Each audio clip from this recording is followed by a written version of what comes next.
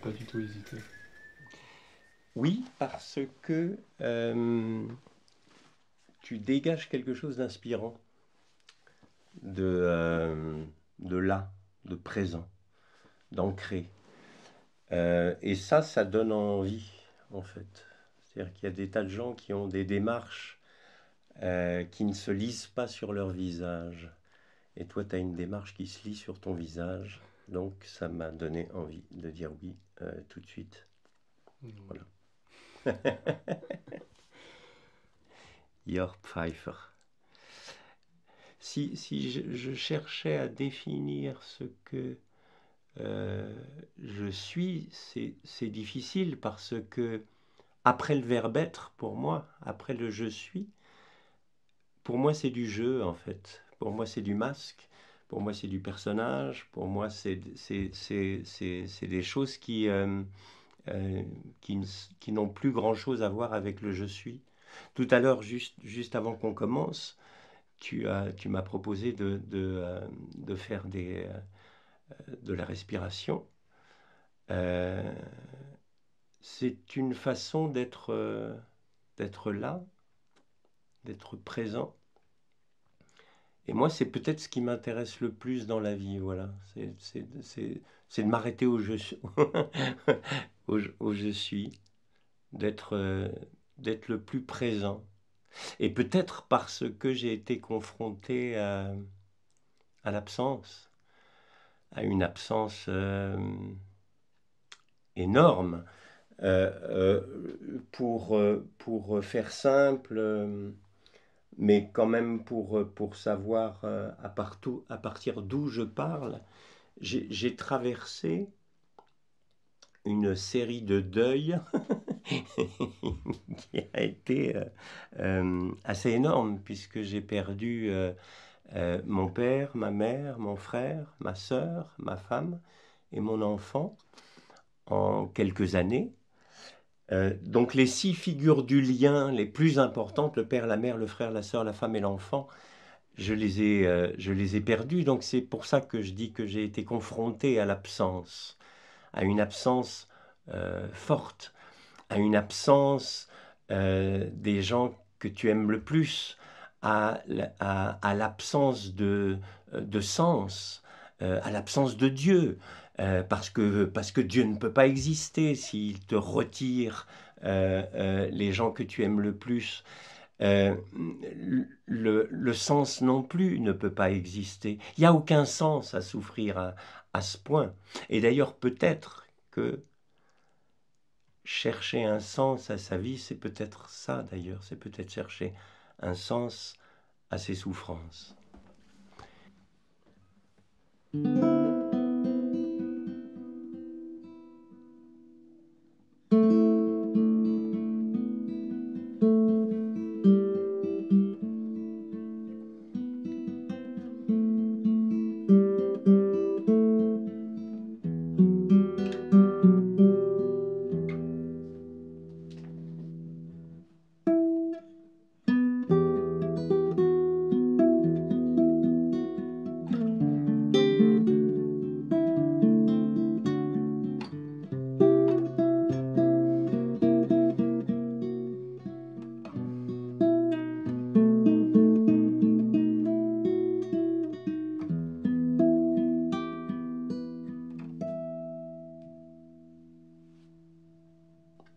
J'ai toujours été très idéaliste, au sens où, lorsque j'ouvrais les yeux, j'ai écrit une chanson qui dit ça, lorsque j'ouvre les yeux, qui s'appelle Divine Comédie, lorsque j'ouvre les yeux, je ne vois rien de beau. Pas, pas un reflet des cieux, pas une larme d'en haut. Lorsque j'ouvre les yeux, je ne vois rien d'absolu, pas le plus petit feu qui me rendrait la vue. Alors je joue, comme un gosse. Je joue à faire comme si. J'imagine, j'invente, je crée ma divine comédie. Alors je joue à l'infini pour le faire exister, mon coin de paradis. Et je crois que ça définit ma démarche lorsque j'étais enfant, par exemple, je sais que j'étais un peu particulier comme enfant, mais avec une mère qui a toujours rendu normal toutes mes folies. Je me souviens lui avoir dit un jour, voilà, j'ai envie de traverser l'Atlantique. Elle m'a dit, oui, mon chéri. Oui, mais il va me falloir plusieurs semaines pour traverser l'Atlantique. Oui, mon chéri. Est-ce que je peux prendre le tonneau qui est là, les planches qui sont là et construire mon bateau dans le jardin? Oui, mon chéri. Est-ce que je peux dormir dans mon bateau? Oui, mon chéri. Et j'ai fait mon petit bateau et je me suis mis dans mon bateau et je suis resté 3 semaines dans cette embarcation de fortune. Alors je savais bien que j'étais sur de l'herbe. J'étais dans mon imaginaire, mais je n'étais pas fou. Je jouais, mais je n'étais pas déconnecté de la réalité. Je me crée une autre réalité. Et je l'ai vraiment traversé, mon Atlantique. J'ai vraiment pris les embruns. J'ai vraiment reçu des tempêtes. J'ai vraiment affronté des vagues. Dans ma tête, j'ai traversé les océans. Et ma mère a rendu normal ces folies. Et c'est ça pour moi le jeu. C'est ne pas quitter la réalité, mais chercher par tous les biais à s'en inventer une autre, parce que celle que je voyais ne me convenait pas. Et j'ai toujours cherché ça, m'inventer des situations, m'inventer une vie. À l'adolescence, pareil, dans le petit surdoué, entre guillemets, que j'étais, avec un QI un peu au-dessus de la moyenne. J'aime pas le terme surdoué, parce que doué, je me sens vraiment pas doué pour plein de trucs. Sûr, certainement pas, et sur les autres, pas du tout. Mais voilà, j'étais aujourd'hui, on dirait, au HP, zèbre, etc. En tout cas, j'étais dans ma tête à m'inventer des univers. Ça, c'est sûr. Et à l'adolescence, c'est devenu une souffrance.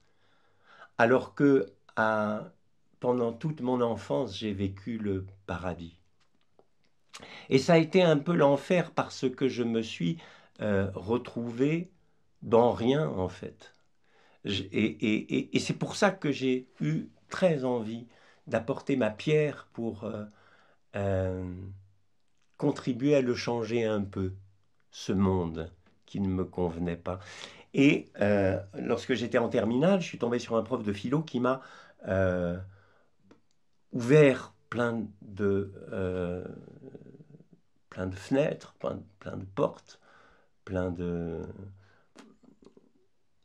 plein de chemins, en fait, qui s'ouvraient devant moi. Et j'ai eu envie, avec lui et quelques copains de terminale, de créer une école.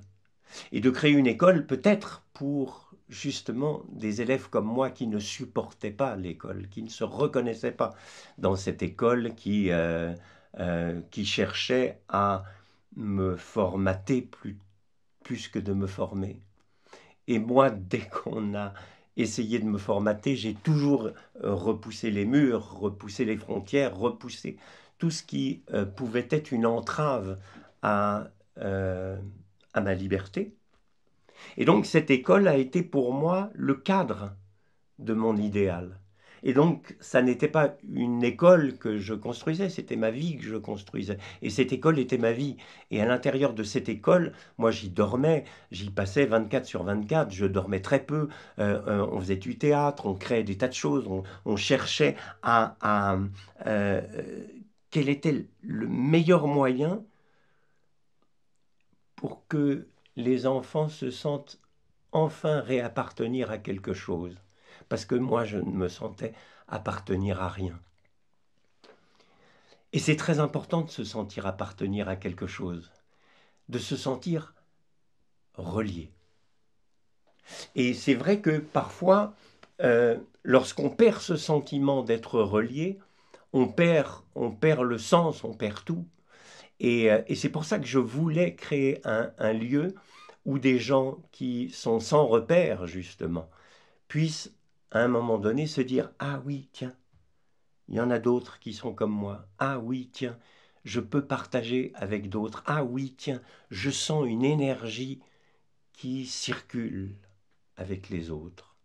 Et c'est ce qu'on a fait dans cette école-là. Et on a été évidemment pris pour des cinglés par plein de gens, même pour des sectes, parce que les élèves restaient à l'école, comme on faisait des répétitions de théâtre, parfois ils restaient jusqu'à minuit à l'école, ils venaient pendant les vacances, etc. Donc c'est très bizarre, des élèves qui viennent dans leur école pendant les vacances. Et, euh, et on est passé de 0 à 450 élèves en l'espace de 2 ans et demi. En termes commerciaux, nous avons volé de la clientèle à d'autres écoles. C'était pas du tout ni notre souci, ni notre but, ni notre objectif. Nous, on avait 22 ans. Moi, j'avais 22 ans quand j'ai créé cette école-là. Donc, je partais avec l'enthousiasme, la folie d'une jeunesse qui veut bouffer la vie. Mais ça fonctionne pas comme ça. Et je sais qu'il y a une école privée, donc pour lesquelles les élèves sont des clients, à qui on a pris beaucoup d'élèves. Et malheureusement, ce directeur d'école était un ami du préfet. Et il a fait jouer ses accointances, ses amitiés, pour nous mettre des bâtons dans les roues, et il a réussi. À tel point que le directeur de l'école a été mis en prison pour l'histoire de détournement de fonds qui était exact. C'est-à-dire, je ne suis pas en train de dire que ça a été inventé, c'est vrai. On avait merdé au niveau de la comptabilité, on n'avait pas le bon expert comptable, certainement. Euh, euh, euh, et l'école a été fermée. Et moi, à cette époque-là, j'ai vécu ça comme une injustice, mais suprême.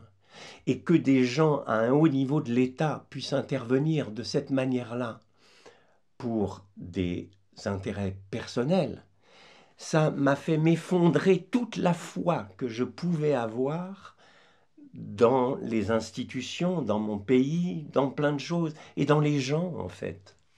Et comme c'est vrai que j'ai commencé à perdre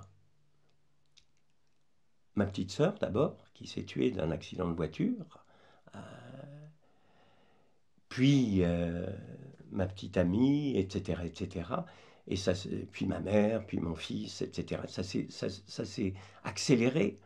Les injustices devenaient cosmiques. C'était plus seulement à l'échelle humaine. C'était, mais qu'est-ce que j'ai fait au bon Dieu s'il existe, à la vie, à l'univers? Qu'est-ce que j'ai fait pour mériter ça? Pourquoi je me prends ça sur la gueule? J'ai pas eu la réponse.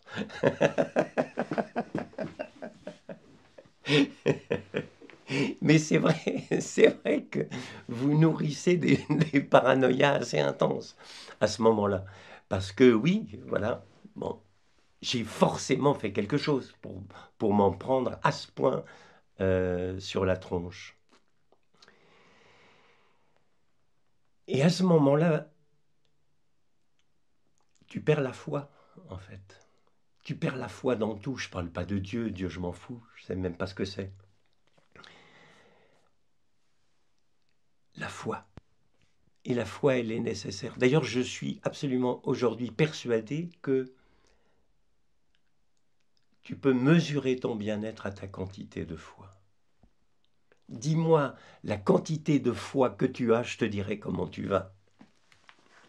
Et encore une fois, je parle pas de Dieu, je parle de la foi en soi, je parle de la foi en l'autre, je parle de la foi dans le fait que ton projet va réussir, la croyance dans le fait que les gens qu'il y a du bon chez les autres.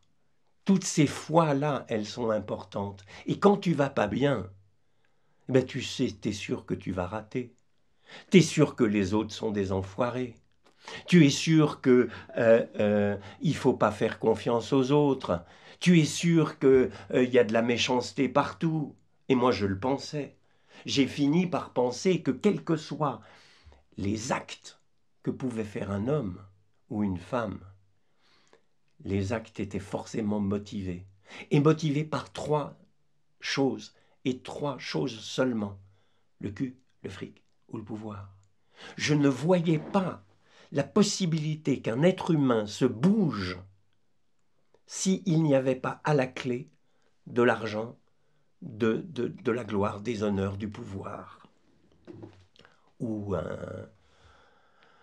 un cul derrière. Et je voyais toutes les actions humaines à travers ce prisme-là. Et c'est là où j'ai vraiment dérapé. Parce que si tu es convaincu de ça, et que les hommes sont moches en fait, que l'humain est moche, c'est pas très très grave, si toi tu l'es aussi. Et je sais qu'à ce moment-là, je suis rentré dans un réseau d'escroquerie, j'avais plus d'argent, j'étais au bout du rouleau, je croyais plus en rien, c'est à la mort de mon fils. J'ai complètement dérapé, je suis rentré dans un réseau d'escroquerie et j'ai fait des escroqueries où j'ai escroqué essentiellement des assurances et des banques. Et j'ai senti mon cœur rebattre. Et j'ai pris des risques et je sentais mon cœur rebattre. Et plus je prenais de risques, plus il fallait que j'en prenne de plus grands pour que mon cœur continue à battre. Parce que ce n'était pas l'argent qui m'intéressait, c'était la vie. C'était ce faux sentiment de vie qui m'habitait.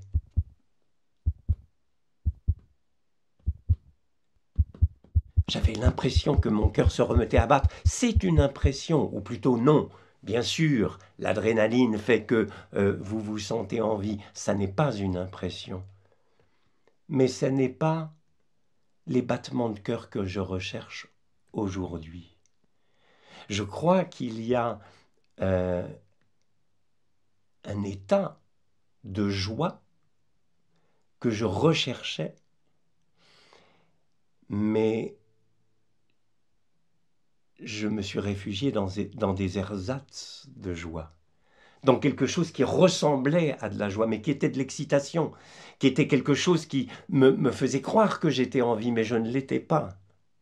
Et j'ai couru de plus en plus, et après cet état-là, et donc j'ai pris de plus en plus de risques, et donc je suis tombé. Et là, j'ai fait 6 mois de prison, où là, vous avez le temps de réfléchir, de vous poser des questions.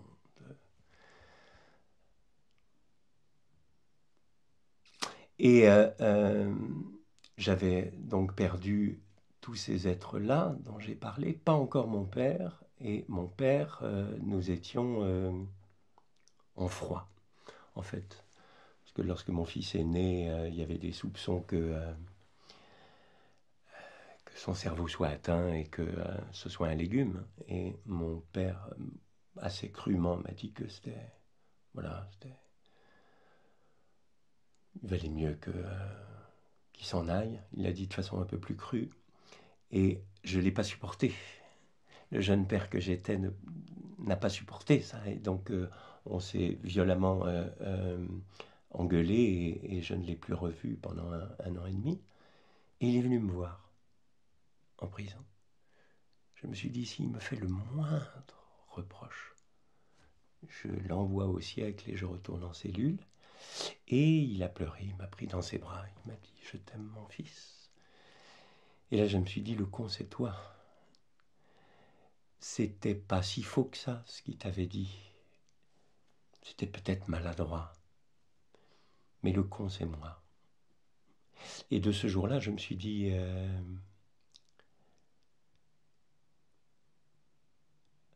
retrouve une relation avec cet homme, qui est un mec bien. Et je me suis mis sur le chemin de me réconcilier avec moi. C'était peut-être le plus dur. Avec mon père, avec les autres, avec le monde. Me réconcilier avec la vie. Et j'ai pris cette décision-là, mais qui a été lente. Qui a été lente. Je ne crois pas aux prêtres du développement personnel qui vous font croire à des bouleversements immédiats. Si vous appliquez mes préceptes, vous allez aller bien très vite. Non, j'y crois pas. Il peut y avoir des déclics, et ça c'est instantané, c'est vrai. Mais parfois ces déclics, il faut une vie pour qu'ils arrivent. Et donc je me suis mis sur ce chemin-là, mais il m'a fallu un deuxième événement qui a multiplié le déclic. En fait, je me suis fait péter la gueule. Et je me suis retrouvé à l'hôpital. Et ils m'ont dit, vous n'avez rien. Ouf, je n'ai rien de cassé. Quelle nouvelle merveilleuse. Mais vous avez des traces bizarres qui pourraient être des métastases. Ça, c'était moins agréable comme annonce. Et moi, j'avais perdu mon frère d'un cancer de la plèvre qui s'était terminé par des métastases au cerveau. Donc je savais ce que ça signifiait et j'étais persuadé que j'allais faire comme mon frangin. Et qu'il me restait quelques mois à vivre, au meilleur des cas. Et je me suis dit, qu'est-ce que tu as vraiment envie de foutre sur cette terre avant de faire tes valises? C'est quoi ton essentiel? De quoi tu as vraiment besoin? De quoi tu as vraiment envie, ici, avant de crever? Ça recentre. Et je me suis dit, je veux faire de la musique.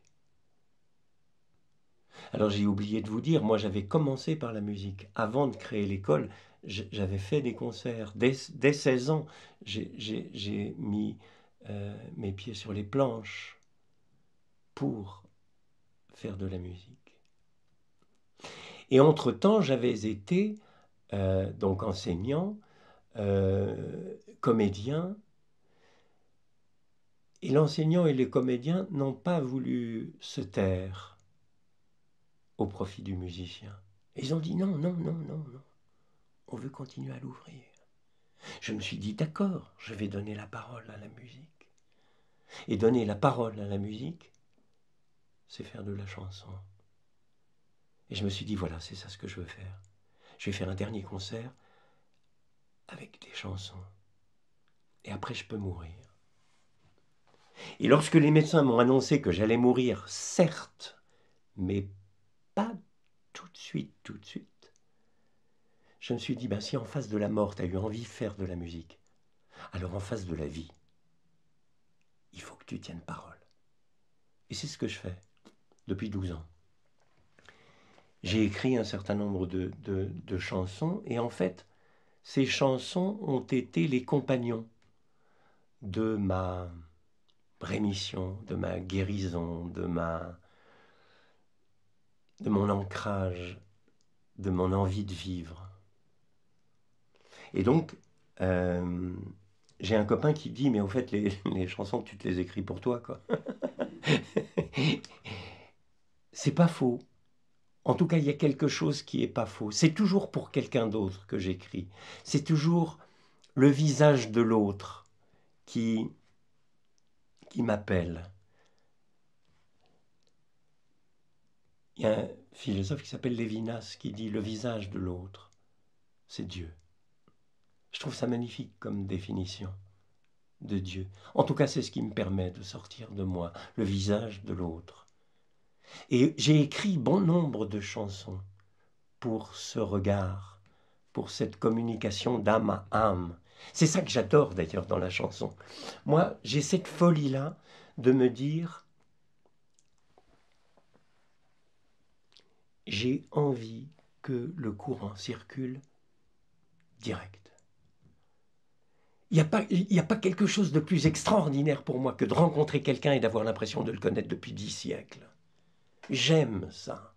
J'aime cette circulation.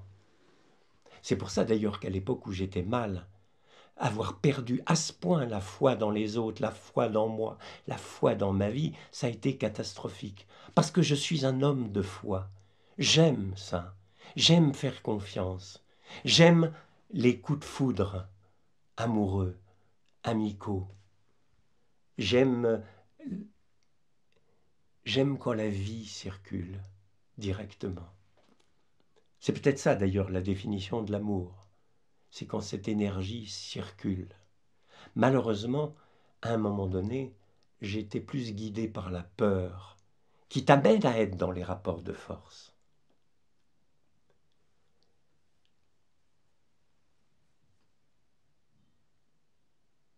Et j'adore ça dans la chanson.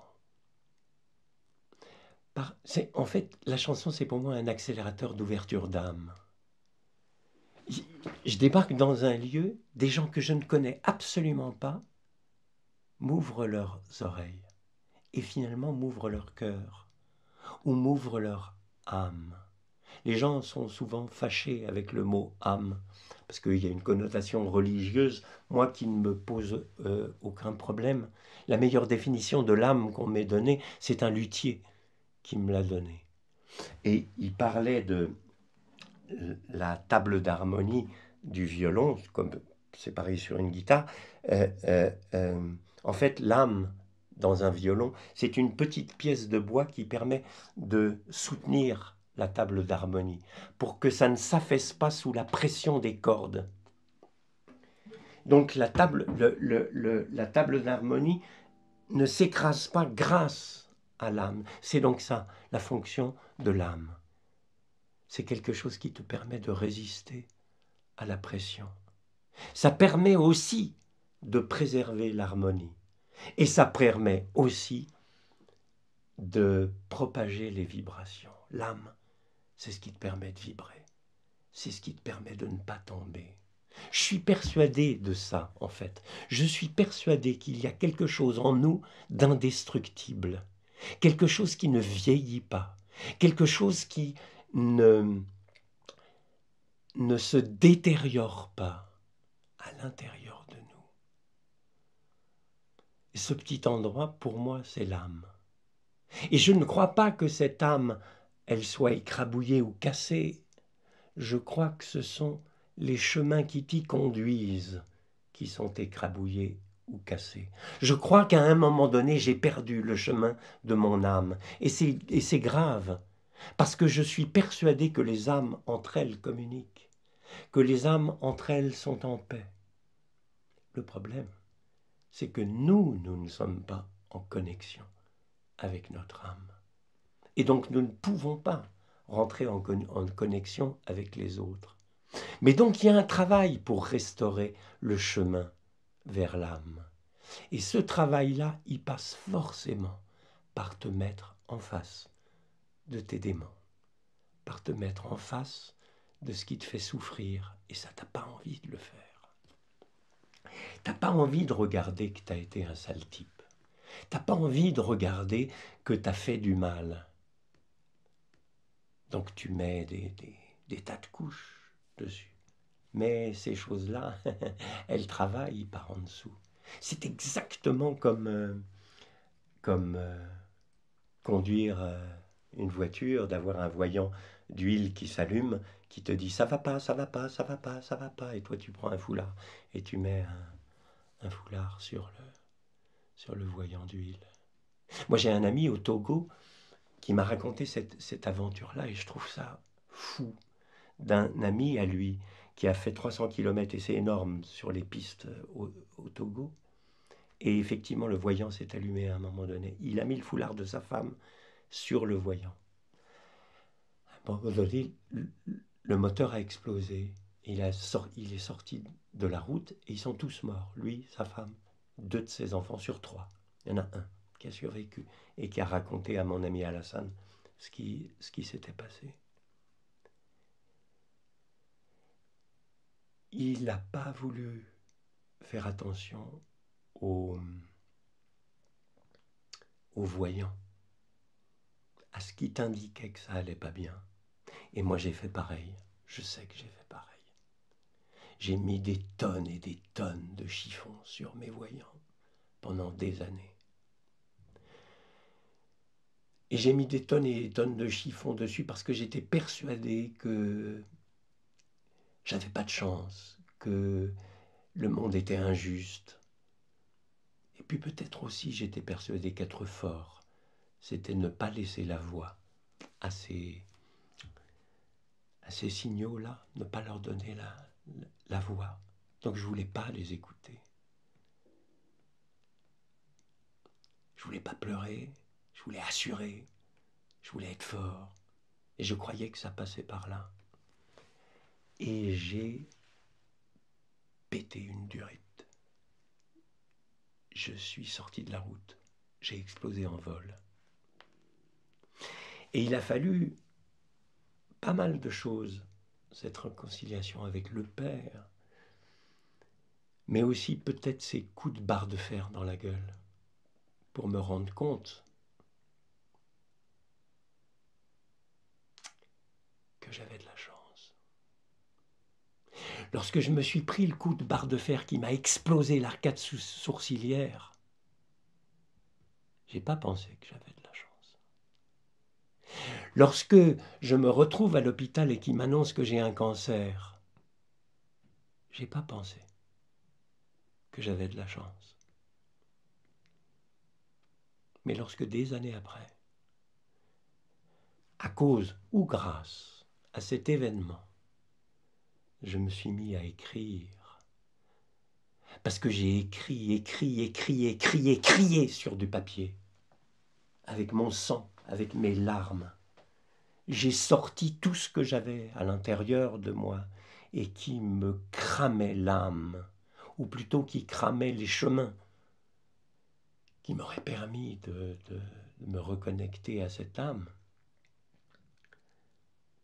Eh bien, c'est grâce à cet événement-là que je suis aujourd'hui ce que je suis. Donc, me faire péter la gueule a été pour moi une chance énorme. Et lorsque tu commences à voir tes drames comme des chances, t'es sur un bon chemin. T'es sur un très bon chemin. Mais pour ça, c'est vrai, il faut ouvrir les boîtes de Pandore et qui font pas du bien et te mettre en face de ces démons.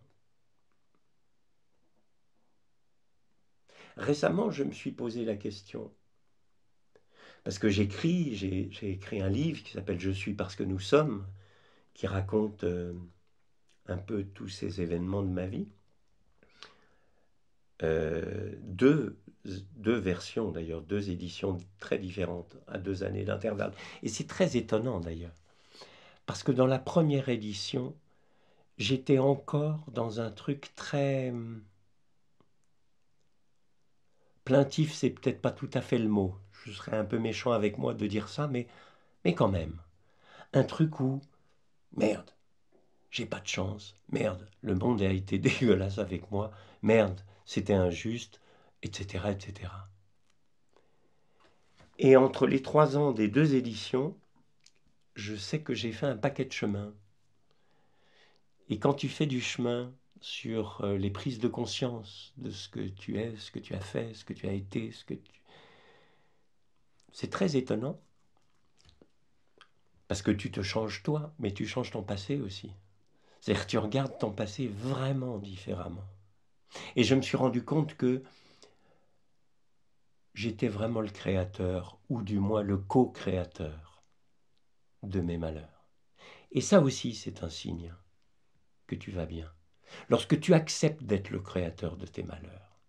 Parce qu'évidemment, le premier truc, c'est de te dire, enfoiré d'autres, dégueulasse l'État, dégueulasse la justice, dégueulasse le monde, les autres sont pourris, regarde ce qu'on m'a fait, etc., etc. Lorsque tu commences à te dire non, non, non, non, non, bonhomme, non, c'est toi qui as provoqué ça. C'est un vrai signe que tu vas mieux. Et c'est un vrai signe que tu vas mieux parce que tu as les épaules pour le supporter. Alors ça ne veut pas dire se fouetter dans tous les sens, etc. Mais ça veut dire accepter avec joie d'être le créateur de tes malheurs, certes, mais le créateur aussi de plein d'autres choses. Et donc de nouveaux bonheurs. Et ça, je le crois fondamentalement. C'est ça pour moi l'essence même du jeu dont je parlais tout à l'heure. Jouer. Jouer, c'est pour moi mettre de l'amour partout. Tu sais, Georges Bernard Shaw disait «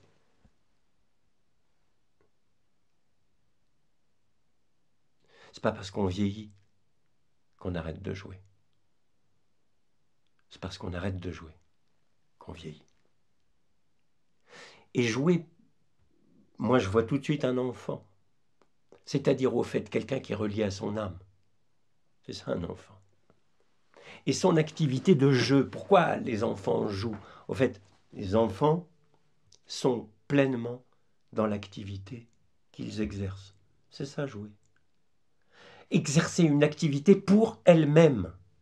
Nous, on exerce des activités pour gagner de l'argent, on exerce une activité pour séduire, on exerce une activité pour être reconnu, on exerce une activité pour être quelqu'un, etc., etc. Mais on perd de plus en plus cette joie simple de faire une chose pour elle-même. Un enfant qui joue, il joue pour jouer. Même dans le jeu, l'adulte, il te rajoute un enjeu qui va faire qu'il ne va pas jouer pour jouer, il va jouer pour l'enjeu, pour gagner. Un enfant, il ne joue pas pour gagner, il joue pour jouer. Moi, lorsque je suis dans mon bateau et que je traverse l'Atlantique, je le fais parce que je m'émerveille. Et donc parce que j'augmente en moi la présence. Lorsque tu fais une activité pour elle-même, tu n'es pas présent. Mais même le chant, j'adore chanter. Si je chante la la la la la la la dans ma douche, etc., j'ai mon cœur qui s'ouvre, mon âme qui s'ouvre, tout qui s'ouvre. En Inde, il dirait tous les chakras qui s'ouvrent. Parce que j'aime. Donc je suis là.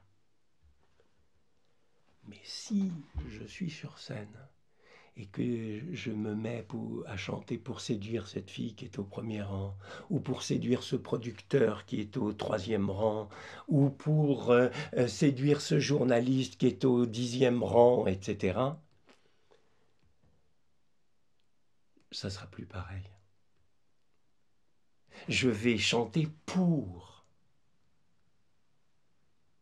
Et ça, c'est quelque chose qui introduit de la souffrance en nous. Parce que ça introduit de l'attente. Et une attente qui n'est pas toujours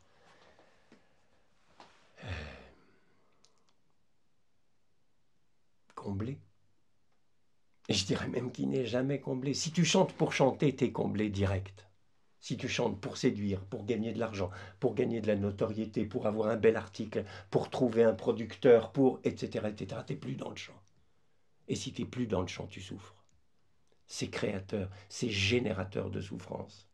Et aujourd'hui, malheureusement, tous nos métiers, nous les exerçons pour autre chose que nos métiers. Avant, au moins, lorsque quelqu'un faisait une chaise, il la faisait du début à la fin. Il y avait quelque chose où il était complètement présent dans cette activité qu'il aimait faire. Aujourd'hui, quelqu'un qui crée une chaise, c'est un des maillons de, etc., etc. Et ce mec-là va pas aimer ce qu'il va faire. Et je ne dis pas ça contre lui.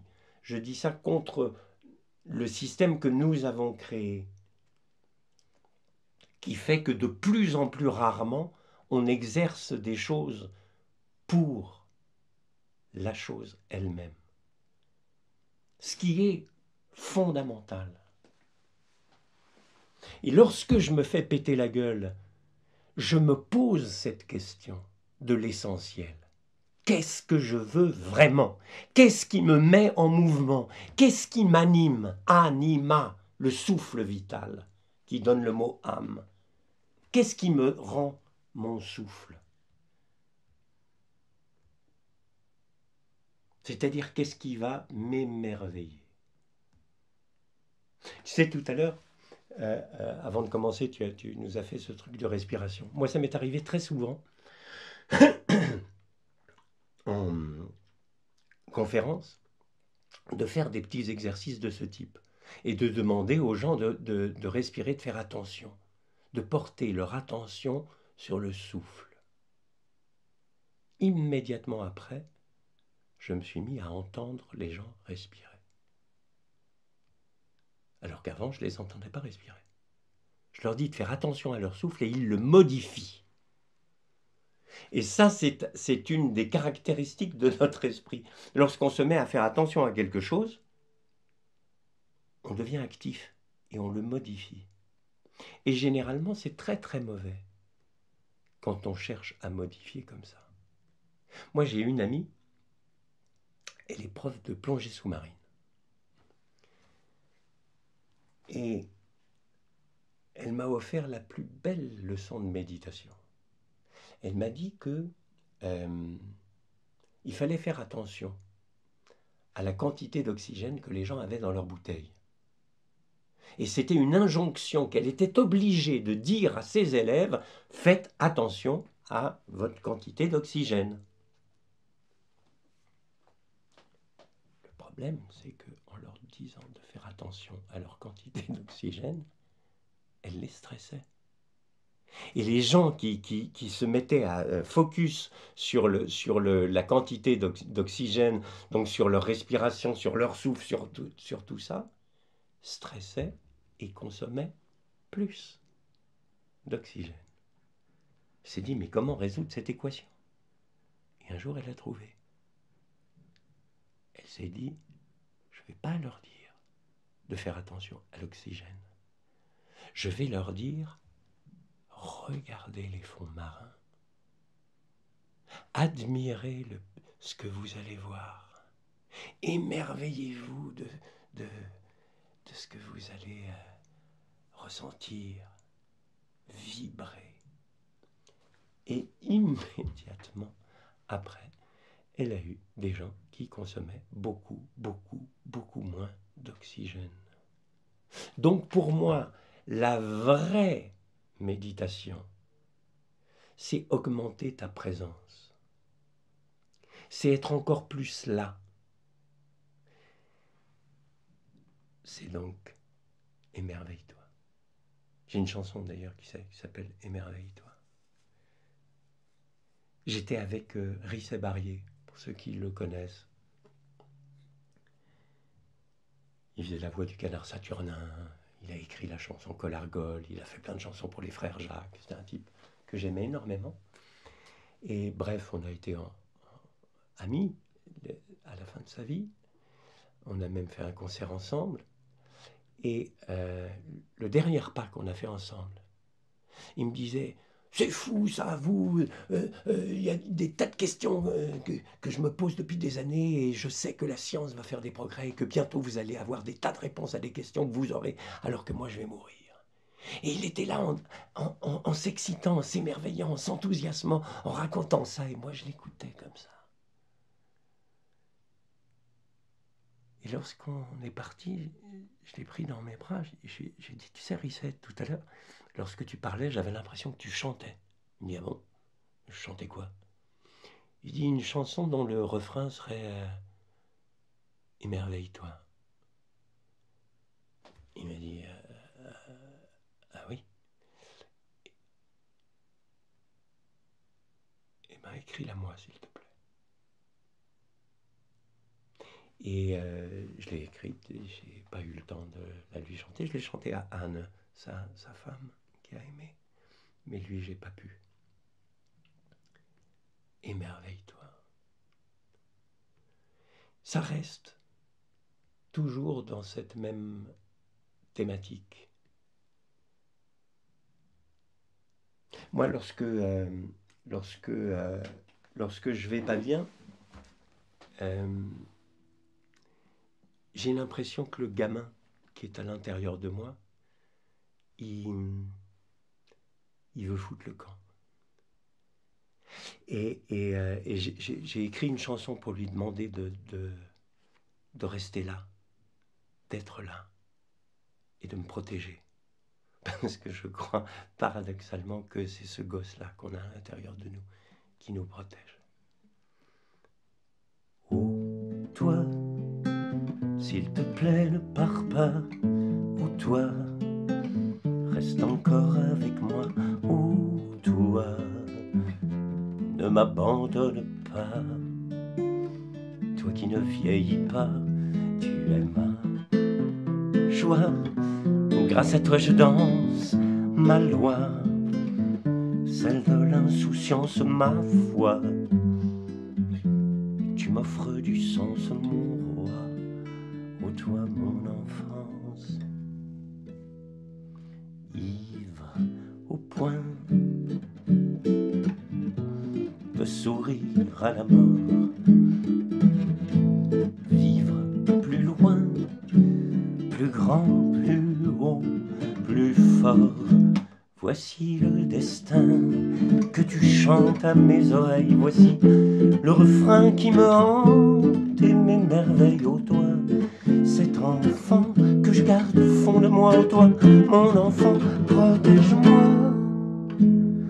Ô toi, au milieu du tumulte, toi, tu reçois des insultes, toi, de tous ceux dont le culte rime avec adulte. Oh toi, je veux toujours t'entendre, ta voix, pouvoir toujours la prendre, ton doigt doit toujours se tendre, ta voix toujours me surprendre. Ivre au point de sourire à la vie, suivre plus loin ses désirs, ses folies. Voici le destin que tu chantes à mes oreilles. Voici le refrain qui me hante et m'émerveille. Ô toi, cet enfant que je garde au fond de moi. Ô toi, mon enfant, protège-moi. Oh toi, s'il te plaît, ne meurs pas. Oh toi, reste encore avec moi.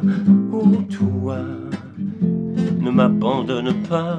Toi qui ne vieillis pas, tu es ma joie. Grâce à toi je danse ma loi, celle de l'insouciance, ma foi. Tu m'offres du sens, mon roi. Ô toi mon enfance.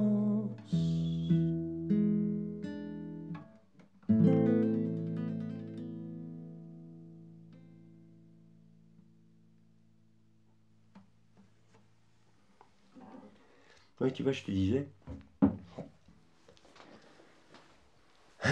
est-ce que le vieux bonhomme que je suis devenu peut apporter quelque chose à cet homme que j'étais, à cet homme sans foi que j'étais?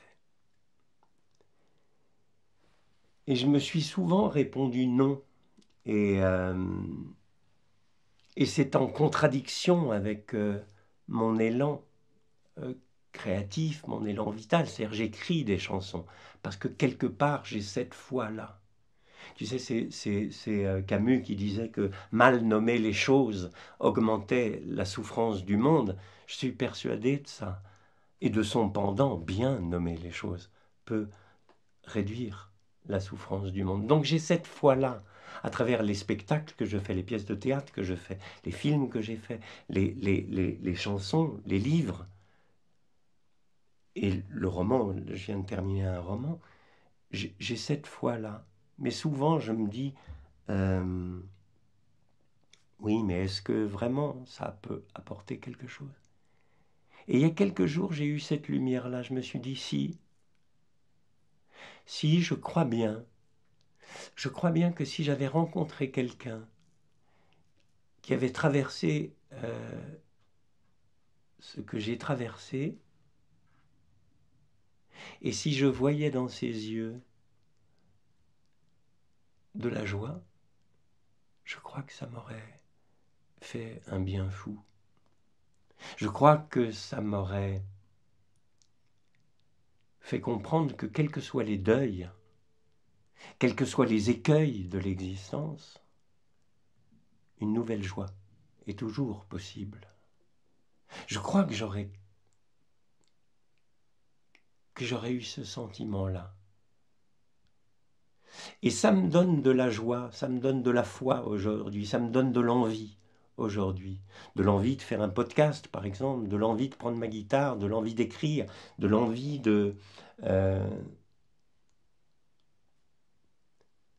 ouais, de transmettre cette joie-là. Et au fait, la joie pour moi, c'est la maison. Je crois que lorsque tu es en joie, la vraie joie, pas l'excitation dont on parlait tout à l'heure, ce truc d'adrénaline dont tu as besoin pour te sentir en vie, dont j'ai eu besoin pour me sentir en vie. Non, la vraie joie, c'est la maison. Et c'est la maison parce que toutes les émotions sont des signaux. Et dans le mot même, l'étymologie même du mot émotion, il y a le mouvement. Donc, toutes les émotions te disent bouge ton cul, mets-toi en mouvement. La joie, elle te dit ça y est, mon pote, tu y es, t'es chez toi. Et moi, j'ai envie de dire aux gens, je veux chanter pour ceux qui sont loin de chez eux. Le mec, il peut pas rester sérieux 2 minutes. Mais le pire, c'est que c'est exactement ça. J'ai vraiment envie. Si aujourd'hui j'ai envie de chanter, c'est pour ça. C'est pour dire, c'est possible, bonhomme, de rentrer à la maison. C'est pas pour rien qu'on habite à côté de Manosque et que Jean Giono a écrit Que ma joie demeure. Que ma joie demeure. Une demeure, d'ailleurs. Une demeure, c'est une maison. Ah putain, j'avais jamais fait gaffe à ça. La demeure, c'est la maison. Oui, moi, j'ai choisi d'ailleurs cet endroit lorsque j'ai compris qu'il fallait que je préserve mes sens. Et lorsque tu es sensible, ça veut dire que tu es vachement relié. Tu te sens vachement relié. C'était ça mon drame d'ailleurs. Moi, depuis que je suis gosse, je me sens relié. Au monde, aux autres, aux animaux, aux arbres. Tu sais, je fais des câlins aux arbres. Moi, depuis que je suis tout gamin, je fais des câlins aux arbres. Comme ça, je les serre très fort. Je le disais pas, hein. Je le montrais pas, je me cachais pour le faire. Aujourd'hui, j'assume ma folie. J'aime ça. J'aime me sentir relié à un arbre. Et j'aime me sentir relié à tout. À un oiseau, à cette pierre. Voilà, j'aime me sentir relié. Je me sens bien quand je me sens relié. Et bien, toutes ces peut-être 10 ans de ma vie où j'étais mal, je ne me sentais plus relié avec rien. Et moi, j'ai une sensibilité très haute. Et le sens, c'est ce qui te relie au monde. Je suis relié au monde par mes sens. Donc plus je suis sensible, plus je suis relié. Mais plus je suis relié, plus il y a le danger que je ne le sois plus. Parce que je suis relié au positif, mais je suis aussi relié au négatif. C'est-à-dire, le moindre signe de l'autre peut être un déchirement. Et à un moment donné, ça a été le cas dans ma vie, où c'était, voilà, je sentais tellement fort la trahison, tellement fort l'injustice, tellement fort toutes ces choses-là, qu'il a fallu que je fasse des choses à la hauteur de ces souffrances. Et le rétropédalage a été aussi à la hauteur, après, pour retrouver de l'envie, pour revenir chez moi. Et donc, le chez-moi d'aujourd'hui est un chez-moi où lorsque je regarde, c'est beau. Lorsque j'ai besoin de calme, il y en a. Lorsque je respire, ça sent bon. C'est un des airs les plus purs d'Europe, ici. Et ça préserve les sens. Et je crois que c'est très, très, très important. Moi qui suis un homme social, j'aime être relié, j'aime être avec les gens, etc. Mais j'aime aussi et j'ai besoin de calme, de silence, de solitude complète, d'être seul pour me ressourcer. C'est des choses que je n'avais pas comprises d'ailleurs quand j'étais plus jeune et qui ont fait qui ont contribué aussi à ce que ça aille pas bien à un moment donné. Parce que lorsque vous vous chargez trop, à un moment donné, ben ça craque. Ça craque. Et ce sentiment d'être relié, pour moi, il est fondamental. Un jour, d'ailleurs, je bossais pour la mairie de Sarcelles, et ils voulaient créer un événement autour du foot, bref, un tournoi de foot où il y avait 750 enfants qui devaient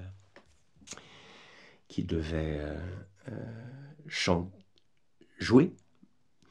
Et avant la remise des coupes, ils voulaient qu'ils chantent une chanson qui porte haut les couleurs de solidarité et de partage. Et ils m'ont demandé si ça m'intéressait d'écrire cette chanson. Et oui, moi, c'est quelque chose qui me passionne, qui me plaît, qui me touche. J'ai dit oui tout de suite. Et je cherchais de l'inspiration. Et j'ai une amie, par hasard, si les hasards existent, qui m'envoie un conte qui se passe en Afrique du Sud, dans la tribu Xhosa. Et c'est l'histoire d'un anthropologue qui voit un groupe d'enfants et qui leur dit « Hé, les enfants, on va faire un jeu. Vous allez courir jusqu'à l'arbre là-bas, mais vraiment à fond. Hein. Le premier qui touche l'arbre gagne toute la corbeille de fruits. » Et tous les gosses se sont mis à marcher, main dans la main, pour aller toucher l'arbre, tous en même temps. L'anthropologue est ébahi, il dit « Mais pourquoi vous avez fait ça ?» Un des gosses lui dit « Ubuntu ». Il dit « C'est quoi Ubuntu ?» Il dit « Chez nous, chez les Xhosa, l'Ubuntu, c'est notre philosophie. Ça pourrait se traduire dans votre langue par « Je suis ». Parce que nous sommes. Ça me sert à quoi, moi, de manger tous les fruits, si mes frères sont affamés? Et j'ai trouvé ça magnifique. Et j'ai composé cette chanson qui s'appelle Ubuntu, je suis parce que nous sommes. Parce que ça me parle. Ça me sert à quoi, moi, de manger tous les fruits si mes frères sont affamés?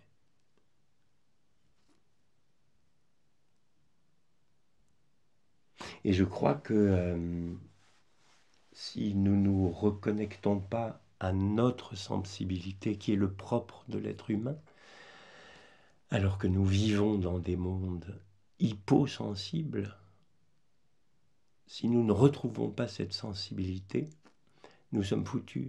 Cette sensibilité qui fait que nous nous sentons reliés les uns aux autres, mais aussi reliés aux animaux, reliés aux végétaux, reliés aux minéraux, reliés à cette terre qui nous abrite, à cette maison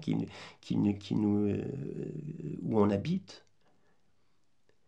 Si on ne retrouve pas ce sentiment d'être relié à tout, on court à la catastrophe. Et c'est ce qu'on est en train de faire, malheureusement. Et il y a des gens qui bougent leur cul pour du fric, de la gloire et du pouvoir. Oui, il y a. Mais il y en a beaucoup d'autres qui ne sont pas dirigés par la peur et qui ne sont donc pas dans les rapports de force, mais qui sont dans une logique de lien dirigée par l'amour. Et je crois qu'il y en a beaucoup, beaucoup, beaucoup, beaucoup, beaucoup, beaucoup, beaucoup sur cette terre. Et qu'il faut des initiatives comme la tienne, comme d'autres, etc., pour les mettre à jour. Parce que lorsque tu vois des belles actions, des belles pensées, des belles personnes, en tout cas pour moi, ça fait naître un soleil dans mon cœur.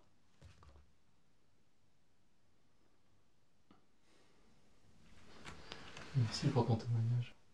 Il est un prix.